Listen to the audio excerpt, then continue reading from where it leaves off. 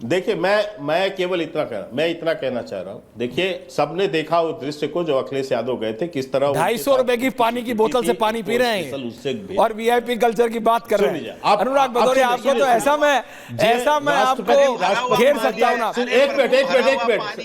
हाँ, भरा हुआ पानी है। सुनिए ऐश्वर्या जी बोलिए वाले थोड़ी है। ऐश्वर्या जी मेरी बात कहने दीजिए, बोलिए। देखिए राष्ट्रपति महोदया का एक प्रोटोकॉल है, राष्ट्रपति पता है केके जी, प्रोटोकॉल केके जी वो पता है, प्रधानमंत्री जी का एक प्रोटोकॉल पता है सबका, है ना। उनको तो सुरक्षा देनी ही है, वही लोग। अरे भैया अखिलेश यादव को भी दिया KK Sharma ji point taken. और भी करना चाहता नहीं पॉइंट टेकन केके जी, आ रहा हूं 2 मिनट बाद everyone down. Thank you very much Rohit. KK ji आ रहा हूं, समझ गया मैं आपकी बात। अनुराग भदौरिया प्लीज, जब मैं आपको घेर लेता हूं तो आप ये बोलते हैं 250 नहीं, वो कम से कम 600-700 रुपए की पानी की बोतल है जिससे आप पी रहे हैं पानी। मेरे को ब्रांड भी समझ आ गया, ले नहीं रहा हूं। 800 रुपए की पानी की बोतल से पानी पीने वाले वीआईपी कल्चर की बात करें, यही क्या समाजवाद है? Now relax. Rohit and Rizvi ji on air, ये दो बोले नहीं है, Rohit and Rizvi ji on air. Rohit बोलिए, रोहित बोलो। जाकी रही भावना जैसी, प्रभु मूरत दिन देखी तैसी। जैसी भावना समाजवादी पार्टी सफाई परिवार की होगी और जैसी भावना इटली के नाती राहुल गांधी की पार्टी की होगी, वैसा फल उनको मिलेगा। ठीक कहा है उत्तर प्रदेश के माननीय मुख्यमंत्री योगी आदित्यनाथ जी ने विधानसभा के पटल पर। जिन लोगों की जैसी भावना थी उनको वैसा प्रतिफल मिला है। कहीं किसी प्रकार की कोई परेशानी महाकुंभ के क्षेत्र में नहीं हुई है।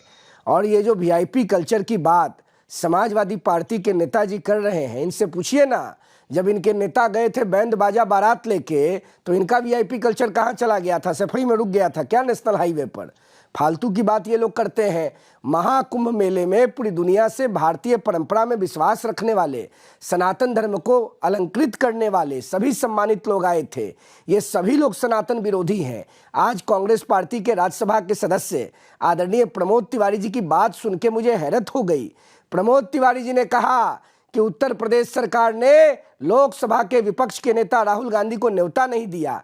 वेटिकन सिटी में बिना न्योता के राहुल गांधी जी और इनका परिवार चला जाता है और हिंदुस्तान में पैदा हुए, तीर्थराज प्रयागराज में इनके पुरख पैदा हुए और इनको सनातन धर्म के सबसे बड़े समागम और भारत के सबसे बड़े मूल धर्म सनातन के महासंगम के लिए न्योता की आवश्यकता है। दावते इफ्तार में बिना न्योता के सब्जी बाग पटना पहुंच जाते हैं, और दावते इफ्तार में बिना न्योता के लखनऊ के अमीना बाग चले जाते हैं, और दावते इफ्तार में बिना न्योता के जामा मस्जिद चले जाते हैं।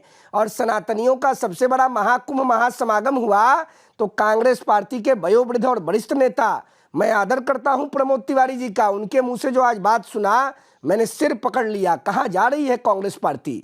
क्या हो गया कांग्रेस पार्टी को? किस प्रकार की गिरावट कांग्रेस में आ गई? अब बताइए, बेटी के ब्याह होगा मेरे घर में और मेरा भाई मुझसे न्योता मांगेगा, वहां तो पत्तल फेंकने के लिए मेरे भाई को खड़ा होना चाहिए। शर्म आनी चाहिए कांग्रेस को और शर्म आना चाहिए लोकसभा में विपक्ष के नेता राहुल गांधी को।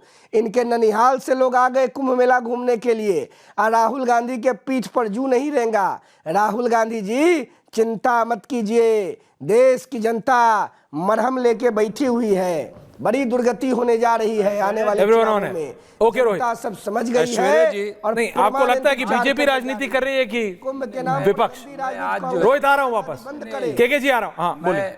मैं साजिद रशीदी जी का भी जवाब दूंगा। हाँ दीजिए रशीदी जी। सबसे पहले मैं भी ओनली कहना चाहता हूं। हाँ बोलिए। Only 3 people. मुझे बड़ी खुशी हुई इस बार कि 66 करोड़ लोग कर लो भैया प्रयागराज में पहुंचे और एक भी पत्थर नहीं चला। एक भी पत्थर नहीं चला वहां पे। वहां पूरी तरह शांति रही। ये लोग कह रहे हैं अमन रहा, बड़ा अच्छा लगा। इसके अलावा वहां भाईचारा दिखा, मेरा सीना चौड़ा हो गया। वहां मुसलमानों ने अपने अपने घरों को खोल दिया, मेरा सीना चौड़ा हो गया।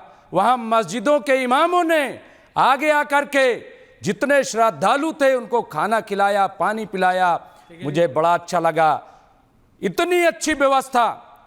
तो फिर मैं उम्मीद करता हूं कि जो पूरे देश में पत्थर चल जाता है छोटे छोटे जुलूसों में, अब नहीं चलेगा। और ये जो चलता है अब लग रहा है कि साजिश के तहत होता है, साजिश के तहत चलाया जाता है।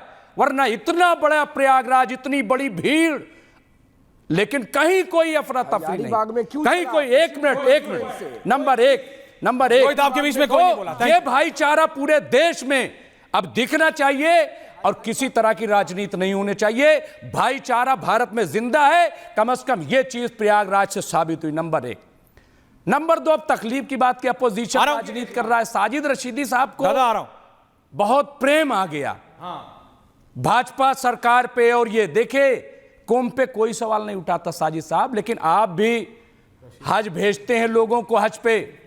हाँ, आप हज पे भेजते हैं लोगों को, वहां जब ज्यादा पैसे लेकर के और अव्यवस्था दी जाती है, वहां खराब गाड़ी दी जाती है, खराब घर दिया जाता है, उनको उनके साथ सिक्योरिटी नहीं होती है, तो आप बताइए क्या आपको नहीं घेरा जाता? वहां भी तो लोग हज को जाते हैं, लेकिन जब पैसे आप ज्यादा लोगे और उनको सही से अरेंजमेंट नहीं करोगे तो क्या सवाल नहीं उठेगा? सवाल उठेगा। बात यह नहीं है कि अकीदत में आए हैं तो कुछ भी हो जाए। अगर रोते हुए लोग दिखते हैं वहां पे, आंसू बहाते हुए, जिसका भाई चला गया रोएगा नहीं? जिसकी बहन वहां खो गई रोएगा नहीं? हाँ, जिसका बाप मारा गया वो रोएगा नहीं? और आप कहोगे सवाल क्यों उठा रहे हो?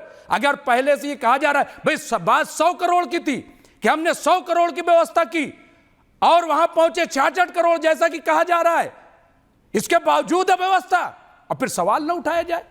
तो आप तो जो बोल रहे हैं आप अपने तरफ से बताइए कि हज में जो लोग जाते हैं, सिर्फ मैं हिंदुस्तान की बात बता रहा हूं, 2 लाख जाते हैं, जिनमें से 130 एक मिनट 1,30,000 सिर्फ हिंदुस्तान से जाता। नहीं बोलिए ना, कोई पॉइंट उसमें अव्यवस्था होती कि नहीं और सवाल उठता है कि नहीं? साजिद साहब बताइए। और उठना चाहिए। रिपीट कर रहे हैं सेम बात 2.5 मिनट से। रशीदी जी, ये बात आप 30 सेकंड में कर सकते थे। रशीदी जी, मैं जवाब दे रहा हूँ। क्विक काउंट है, उसके बाद के जी आ रहा हूँ, अनुराग भाई आ रहा हूँ, जी रोहित मैं जवाब दे रहा हूँ। बोलिए। देखिए मुमताज भाई सवाल उठाना चाहिए। कौन कह रहा है सवाल नहीं उठाना चाहिए? अभी आप ही कह लेकिन रहे थे, सवाल उठाने की एक मर्यादा आप कह रहे होती थे, है। सवाल उठाने का एक कि तरीका राजनीति होता हो है। रही है। सवाल उठाना राजनीति है। सवाल मैं फिर कह रहा हूं आपसे, सुन लो मेरे भाई, आप अमर्यादित भाषा का इस्तेमाल करोगे, आप इस तरह की बातें बोलोगे आस्था पर, तो ये अच्छा नहीं है ना भाई। इतने बड़े इंतजाम में कमियां तो रह जाती हैं। अरे प्रधानमंत्री जी ने उसको माना है। दावा आप जब क्या आप कहना चाहते हैं? नहीं, आप क्या कहना चाहते हैं? हम आपको खिलाएंगे मुर्ग मुसल्लम, हम आपको खिलाएंगे बढ़िया। और जब आप बात कर रहे हैं, आप शाकाहारी चीज बात कीजिए, क्या हुआ? हाँ करिए, तो क्या हुआ? मैं कुंभ की बात नहीं कर रहा। ध्यान रखिए, आप ध्यान रखिए। मुमताज भाई एक बात समझने की कोशिश नहीं कर रहे हो। Thank you. आप समझिए उस चीज को, समझिए उस चीज को। इतने बड़ी व्यवस्था में कुछ चीजें ऐसी हैं जो रह जाती हैं, उसको स्वीकार तो कर रही है सरकार, स्वीकार कर रही है। प्रधानमंत्री जी ने उसको माना है, योगी जी उसको कह रहे हैं। लेकिन अमर्यादित भाषा का इस्तेमाल करना, और सिर्फ उन लोगों के साथ जिन लोगों के साथ हादसा हुआ है, आप मुझे बताइए विपक्ष के नेता ने किसने किसी के आंसू पूछे हैं जाकर? सिर्फ सवाल उठाना, सिर्फ बात करना, मृत्यु कुंभ कह देना उसको कितना उचित है?